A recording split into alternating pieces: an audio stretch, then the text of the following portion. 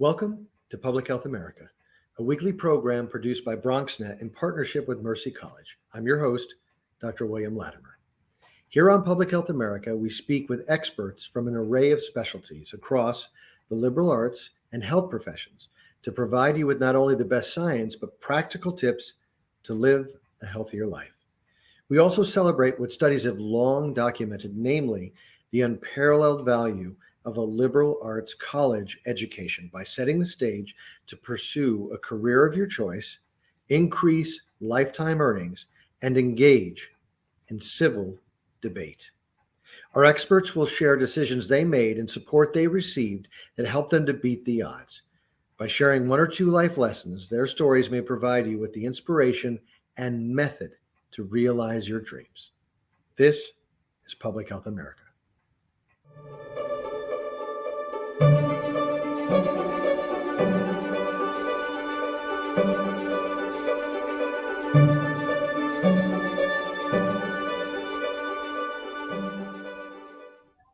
Welcome to Public Health America. I'm your host, Dr. William Latimer. It's my pleasure to have with us today Dr. Stephanie Raible, Assistant Professor of Entrepreneurship at the University of Delaware. Stephanie, welcome to the program. Thanks for having me, Bill. My pleasure. So I know you're doing some cutting-edge work on social entrepreneurship education. Tell us a little bit about the work you're doing.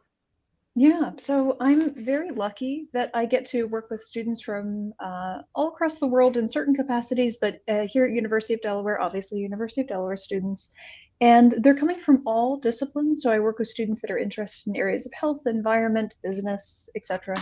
And I help them to solve social issues that are of importance to them. So whether they're passionate about changing healthcare systems or whether they want to tackle the climate change issue. I feel like we kind of cross the board in terms of the types of social and environmental challenges that we work with students to tackle, but I'm very fortunate that I get to be a part of all of that. So it's an area that not many people are aware even exists. So I'm very happy to have the opportunity to speak with you and your audience to learn a little bit more about the space. That's great. So why don't we continue on? Do a little bit deeper dive on what that program looks like, and even equal to or more than like research you do in that field. Sure. So my research and teaching are somewhat separate, but also interconnected. So I'll first talk about the teaching side of my house, and then I'll talk about the research and how that reinforces some of this. So on the teaching end of things, I teach social innovation and entrepreneurship. And what that means, social entrepreneurship is looking at creating value through new mechanisms, let's say. I'll explain that in just a second. But basically the process of recognizing and resourcing new value in a particular community or setting. And the social entrepreneurship side of things is really trying to balance the creation of social and market value. So it's looking at how can we tackle social challenges and at the same time be financially sustainable. So how can we, as an organization, as a company, as a business, how do we make sure that we're able to sustain ourselves financially over time? The broader concept of social innovation is also a cool space. I'm very lucky to work in that space as well. And that's just a broader concept where we might actually recognize that in the community as people doing, say, public health, community organizing, activism. A lot of times the social innovation space, these are people that are trying to improve the welfare and well-being of individuals and communities across the board. And they're trying to also kind of create these social solutions. So I work in both of these. So trying to come up with community structures that are sustainable over time. So whether that's a business structure or people in the innovation side that are maybe working across disciplines or fields to create social and environmental change. And I would say on the research side of the house, I work with women entrepreneurs a lot. And so a lot of my more recent research is trying to figure out how we can empower the voices of women entrepreneurs in the community. So let's talk a little bit more about that. That sounds very exciting. Are there grants that you've secured that are like demonstration projects, or is it more empirical research where you're asking questions and trying to figure out how to support women business leaders more effectively, or what are the questions? Yeah, great question. So I feel like a lot of this for me is early stage. So I came into the area of women's entrepreneurship somewhat haphazardly, let's say. I was doing my dissertation work, and what that means is I was taking in a lot of qualitative interviews. So I was listening to the stories of new entrepreneurs, so people that had transitioned from having traditional employment into an entrepreneurial career within the last 3.5 years. And I was listening to their stories in this work that I was doing back in 2018. I kept hearing stories over and over again about how a lot of the women were experiencing network changes. So basically, they would have some friendships, and some of these friendships were long lasting and lasted throughout the entrepreneurial journey. But there were a lot of friends that were less supportive in their network. So I think that this was kind of a surprise to me that a lot of people that were going into these entrepreneurial pathways were being regarded by their friends as maybe being intimidating or not relatable anymore. And I think that set up alarm bells for me.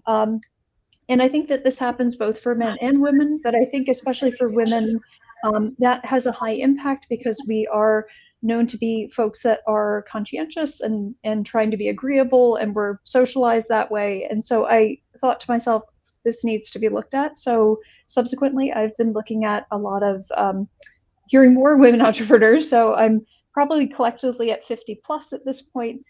Just hearing their stories and hearing a little bit about some of the uh, both emotional and just operational sides of things. I consider myself to be an identity researcher, so I look at how people primarily see their sense of self, their identity as they go throughout their career. And the hope is that if they're able to hone a particular identity, that they're able to sustain in a career and feel like that sense of well-being and their identities are aligned. So that's it in a nutshell. No, great summary. So are those largely qualitative interviews where you're asking them to sort of tell their stories, and then you're kind of synthesizing themes, or what's the approach to trying to move the needle forward, so to speak? Yeah, so because this is an area that relatively has been bubbling up in the literature, so I think especially through the pandemic, I think across fields we've become more aware of well-being and topics about stress and these other things that I think, especially when we think about some of the stereotypes in entrepreneurship, like we think about Shark Tank, and no shade to Shark Tank, but I feel like we're in a spot that sometimes those stereotypes are perpetuating, and oftentimes entrepreneurs feel like they have to be bigger and kind of more loud and boisterous, and be almost like a character of themselves rather than themselves. So I think that this line of literature has been bubbling up quite a bit recently. And so my contribution to it is to do qualitative narrative interviews. So that's basically listening to the lived experiences of the people that are going through this experience. And for me, again, it's focusing on new entrepreneurs. So people that are just grappling with their first few months or years of an entrepreneurial path. Got it. Okay. And is it fair to ask, or is it too soon? Like, what are some of the, and I think you've alluded to this, but what are some of the themes you're seeing, and what is the policy implication, or how do we support women better, so they don't have to become caricatures of themselves, but can be themselves and be successful? Yeah. Oh gosh, if I knew. So I'm still early stage in this, but I'm really excited to hopefully in the next year have more to say on this. But I would say as of what I currently know, part of what we've been working on is looking at how women are using titles.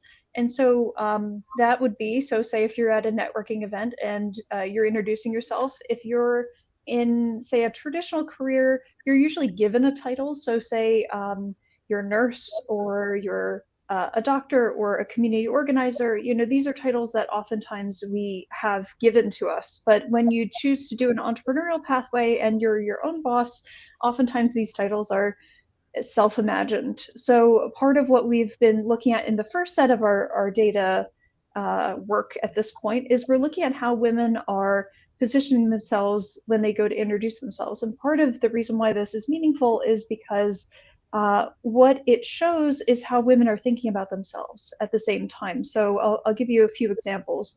So oftentimes when we introduce ourselves, women are thinking about multiple layers, and one of these layers is relatability. So I think that this could be across both genders in certain ways, but I think especially with women, they want to come off as relatable in a lot of ways, and this is something that I saw in the dissertation research as well.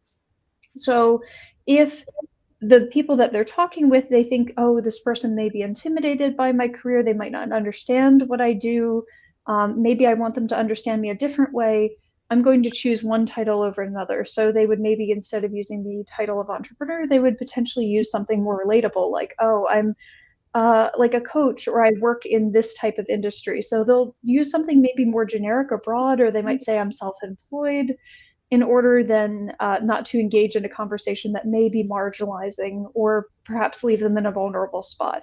So these are some of the things that we're seeing bubble up. Now, I can't give you percentages because that is not in the qualitative way, but I think part of what has been interesting recently is that we're just trying to crack the surface of what some of these, what are some of the implications of this work. So hopefully in the next year or two, we'll have some implications for policy and practice. Got it. And with just about a minute left, have you had the opportunity to do any exploration by race, ethnicity in terms of women? Are there any differences there that matter? Good question. So the sample size that we've been working with is actually over 50% women of color. So across the board, we haven't necessarily gotten to the point where we've seen distinct patterns yet. And we have been also kind of seeing, is there geographic patterns, or, what can we make sense of certain things? And admittedly, at this point, I haven't seen anything yet. Again, we're still early stages in this. However, there are distinct differences, especially in that transition part. So in the transition itself, I think across the board, it depends on someone's network. So say, for example, they have a lot of people in their network who have done entrepreneurship or have done their own thing, or have been a consultant or something that's a little more independent or autonomous in their type of work. Maybe they'll have more support in making that type of transition. Whereas I'm seeing a lot of the women across the board that are just trying to find these new networks sometimes. If they don't have it in the past and they don't know many people that have taken that pathway, they will go back and make sure that they can find those people in their current sense. Now, what I'll say about kind of race is also, I think, a lot of women of color often want to find other women of color who've been through the same experiences, because there are uniquely lived experiences that they want to find in common with their potential mentors and their network. So again, even though there are these network effects that we see, that if women don't have this level of support, that they're finding these mechanisms of support in that transition period. But there can also be an additional layer of identity when we think about someone perhaps wants that unique experience of knowing that the people in their network have also dealt with either racism or instances where they felt discriminated at work. So again, there could be other identity links that they're looking for in that expanded network. Makes a lot of sense and very helpful. We're going to take a quick break. When we return, Dr. Raible will tell us a little bit about her life story and her undergraduate experience and beyond, and how that helped set her up for an excellent profession and career. This is Public Health America. I'm your host, Dr. William Latimer, and we'll be right back. You can now watch MNN, Brick TV, QPTV, and SIC TV on BronxNet. Tune in to BX Omni, Channel 67 Optimum, 2133 Fios during most Sunday evenings. We'll show you some amazing content from our friends at Manhattan Neighborhood Network, Brick TV in Brooklyn, Queens Public Television, and Staten Island Community Television. Every borough represented in the Boogie Down. Epic partnerships for the ages. And catch our new Next channel, produced in partnership with MNN, 24/7 on BronxNet Channel 952 Optimum and 2138 Fios. Most hiring algorithms would scream me out. Some bosses couldn't see me as a leader. I've run this place for 20 years, but I still need to prove that I'm more than what you see on paper.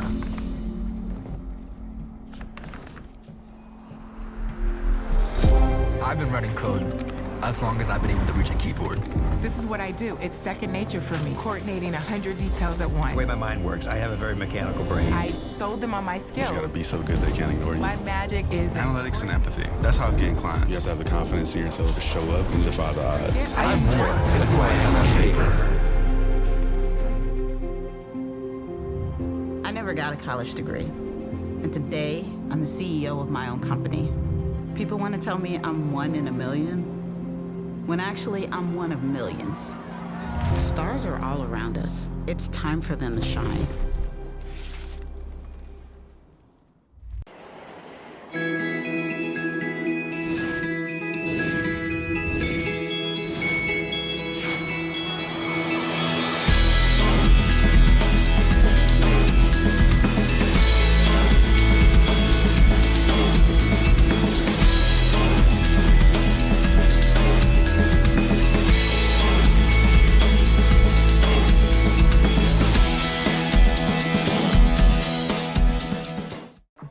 How do you know when you've made the right decision? It's the feeling you get in your gut. The one that tells you what's right or wrong. It's the one that says, sure, I can have a drink.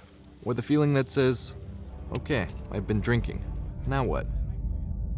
It's the voice inside you that says, I'm buzzed. Better leave the car when it's time to go. Plan ahead. Catch a sober ride. Buzz driving is drunk driving. Welcome back to Public Health America. I'm your host, Dr. William Latimer. So, Stephanie, we always open this part of the show with the exact same question, which is, tell us where were you born and about some of your formative experiences.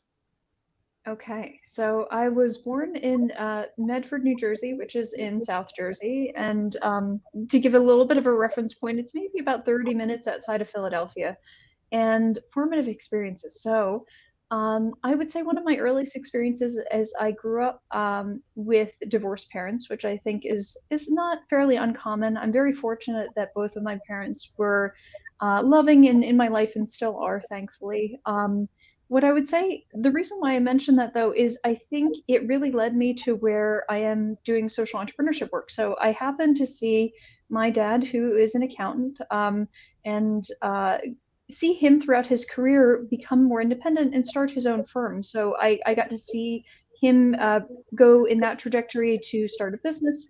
And then on the other side, my mom was in nursing, but she initially struggled to find work in the space. So I think for me, a lot of my work is dealing with career transitions. And part of the reason why I also like dabbling in the space of the emotional side of things and how it gives people agency is because I saw my mom go through a period of time where she had gone back with 2 young kids as a single mom to get her registered nursing license, and then there was kind of an economic crash. So she was not able to find a job in nursing at the time because there was a surplus of nurses.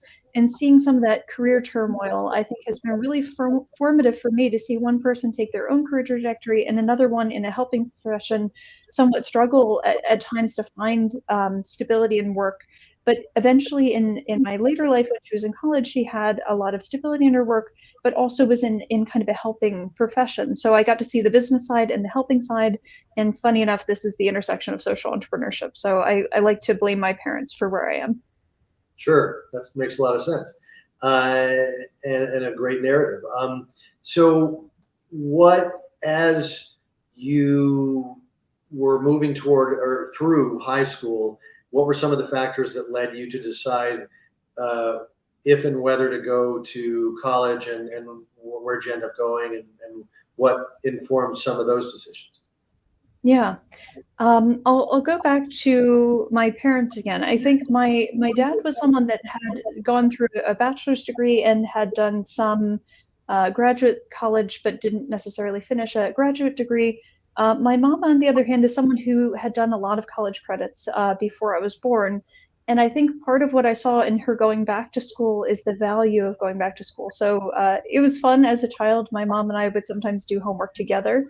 But part of the lesson learned and something my mom really instilled in us, and especially me as a woman, was make sure not to depend on anybody, make sure to go for it and to get an education for yourself and to be prepared for whatever the world throws at you. So it was something that was very salient for me from a young age to go to college. Now, for what, I wasn't quite sure until high school, but yeah, we'll get there.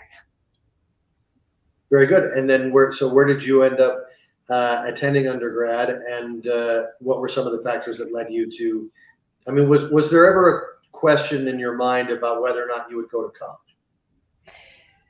For me, no. I think, again, seeing my mom in a spot where at a young age she was not necessarily as employable, and being a single mom at the time, she really wanted a sense of agency and feeling like she could participate in the workforce. I think for me, the reason why it was never a point of question is because I think seeing her example to say that education is important and it's a transformative experience that can be something that can provide you with stability in cases that are problematic. I think I didn't really have that question. I didn't overthink it, let's say. Yep. And that's completely understandable. Where did you end up going to undergrad? What did you major in? I'm smiling because it's going to seem like I didn't go very far. So I was an undergrad at University of Delaware, so surprise, where I am right now. But I like to joke that I was the most employable of all majors. I was an Italian studies major, which is a language that, is not widely spoken. And I think as an undergraduate at the time, I was interested in being an Italian teacher. But I think a lot of that was, there were essences of that meant something. But I think for me, it didn't translate to actually wanting to be an Italian teacher, let's say. Sure. And so then, as you did your undergrad degree, build us the bridge between your undergrad degree and the work that you do now.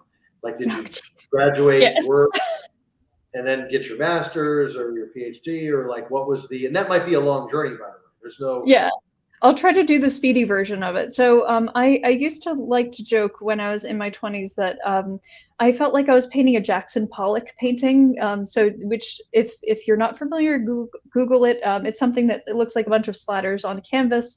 And at the time, I felt like every little bit of experience that I was getting was another like bunch of spots on a canvas that didn't really make sense to anybody until it was finished, let's say.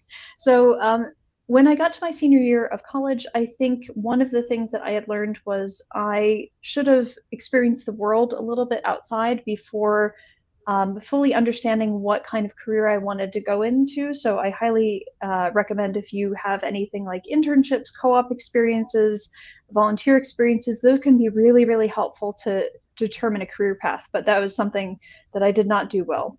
So as I got to my senior year, I decided, you know what, I love being in the education space, but I don't necessarily want to be a high school teacher. So I ended up hanging in the college space, and I went to University of Pennsylvania for my first master's, ended up doing a higher education management, thought I wanted to work in just with high school, with college students, but in, say, like a study abroad type setting or something that could help use that international Italian experience that I had moving forward.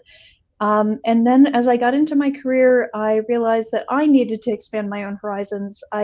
So I applied for a second master's that is an Erasmus Mundus master's. So if you're ever interested in getting a fully funded master's degree in Europe, that is what I highly recommend. It's under Erasmus Plus. I encourage you to look it up. And I did that for my second master's in lifelong learning policy and management. As I got into that, I distinctly remember the first time I heard the word social entrepreneurship. And I remember a colleague of mine, classmate, was saying like, oh, I'm going to do some work, kind of research in social entrepreneurship. And I just like blipped and was like, yeah, sure, that sounds great. It sounded idyllic to me, so too ideal to be true. But that moment stuck out to me because I think 3 years later, I ended up, it kind of wove over me, let's say. And so I found myself, as I went back to the States and kind of falling into a normal pattern of life, I went back and did my doctorate part-time. And during that time, I actually got my first teaching position at Chestnut Hill College. At the same time, I was also continuing some engagement in Europe, and I ended up doing something where I was I was just working in the entrepreneurial community, even though I had never say myself be an entrepreneur. And I didn't see myself as necessarily enterprising. But yeah, it's been a long, windy path. But I encourage you to find communities that feel good and resonate with you, because that's basically what I did after college. Just kept going closer and closer to communities that felt like it was the right position, right type of people that I wanted to be around. Sure. Yeah, and that's wonderful. And thank you for sharing that you spent some time at Chestnut Hill College here in Philadelphia, Chestnut Hill in Pennsylvania. Since you have that link, which I actually didn't know until you brought it up a little bit ago, what did you do at Chestnut Hill? So at least back in the day, there used to be a course that was a global studies course that was required of all students to take. And they're in different areas. So basically the global studies courses can be anywhere in political science or other kind of related interdisciplinary areas. And I remember that there was a point that I was doing some volunteer work and I happened to meet folks that were at Chestnut Hill College, and that's how they became aware of me, that through this volunteer role in a nonprofit that we had made this connection point. And so I got my first chance to teach. And through that experience, I had about a year into teaching with Chestnut Hill College, proposed my very first course in social entrepreneurship. So I was saying, hey, I actually think that this is a really great global context that we can discuss, in terms of there are so many really fascinating global cases of social enterprise where they're really transforming communities and solving problems. And I thought it would be a really great context. And I will say that that is a really formative experience for me too, in how I've grown up in social entrepreneurship now 10 and a half years later. That's great. Yeah, that's fantastic. Well, maybe one day we'll get you back. With just about a minute left, if there was you've given a lot of really great anecdotes that have advice very clearly embedded in them. But if you were to give like one piece of advice to a young person in the Bronx or Philadelphia or anywhere else, other urban area that is thinking about going to college but thinks it might not be right for them, what would that guidance be? Yeah, I would say at least go to community college, go part-time, don't stop your learning. I think oftentimes when students leave the education setting, it can be very tempting just to stay away from it. But I've seen in a lot of cases of my friends and colleagues, the ones that are able to get their foot in the door with some community college, maybe work part-time at the same time to get that bridge into the space and learn more about yourself, because education is a really great opportunity to reflect on yourself. And it's a wonderful opportunity for you to transform your career, even if it takes you a little bit longer. Sure, great advice. I want to thank Dr. Stephanie Raible for joining us today. I want to thank our viewers for tuning in. This is Public Health America. I'm your host, Dr. William Latimer. We'll see you next time. Until then, take care.